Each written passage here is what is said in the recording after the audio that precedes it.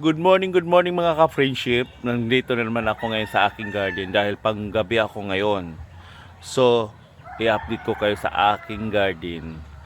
Alam mo mga ka-friendship, yung yung mga tanim ko rito dahil tag-ulan na nga. Ayun, tag-ulan na siya. Kaya ngayon, ang lago na nila.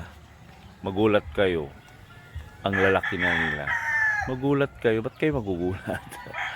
Papakita ko sa inyo mga ka-friendship. Lago na nila talaga siya.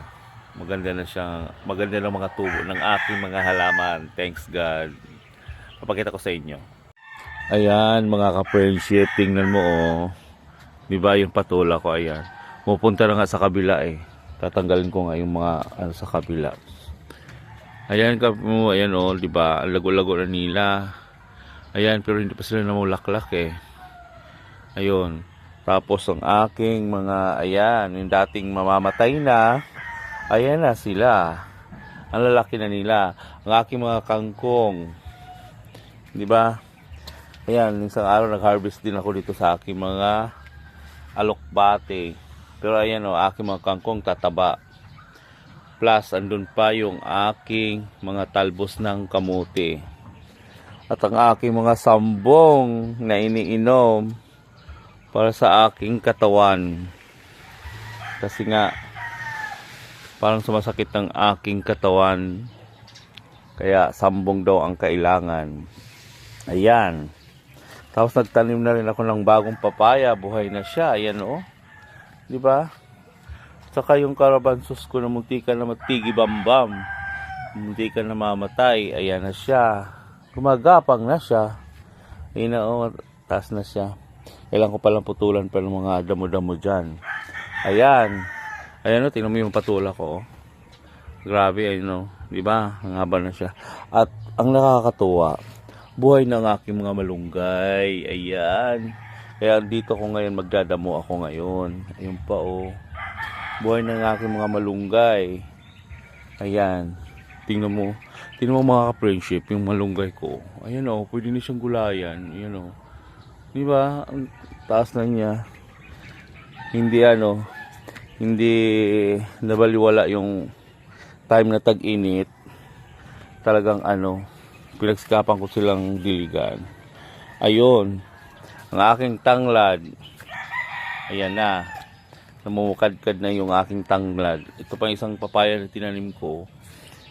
Tapos tuloy-tuloy na sa. Itong mga papaya ko kasi naman malalaki oh. Ayan, pinutulan ko nga siya oh. Ayun, namulaklak na. Namulaklak na siya oh. Kasi pinutulan ko tas. At saka yung mga gulay ko na ulasiman tawag sa amin yan eh. Buhay na sila lahat. Ayan, dito. Ayan oh. Buhay na sila lahat, ayan. Ngayon, magtatanim na ako. Sa ditong portion na to, tataniman ko to ng mga okra. Ngayon, pupunta ko ng bayan, bibili ako ng mga buto ng okra. Ayan siya guys, update ko sa inyo ang aking garden.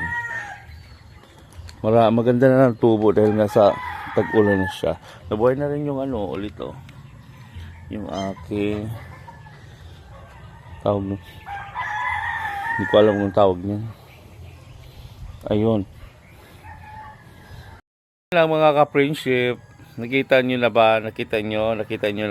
Di ba? Ang tataba na ng aking mga halaman. Ayan. Medyo mainit nga lang ngayon. Pero okay lang. Kasi nga, ganitong oras daw, ang init, vitamins pa daw yan.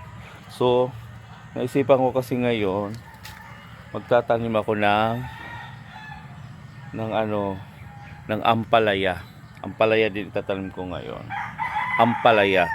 Ampalayain ka. Nakuha mo pa yun. Diba? Nakuha mo pa yung isingit yung ampalayain ka. Kasi matagal ko na siyang pinalaya. Nakaano pa, singit pa. Ba't nang dito? Meron dito. Ayun.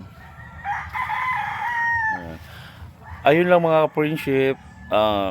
Bye bye. Ipinakita ko lang sa inyo lahat ng aking kaganapan dito sa aking garden. Saka magtatanim pa ako. Bye bye. Magtatanim muna ako ng ampalaya. Bye bye.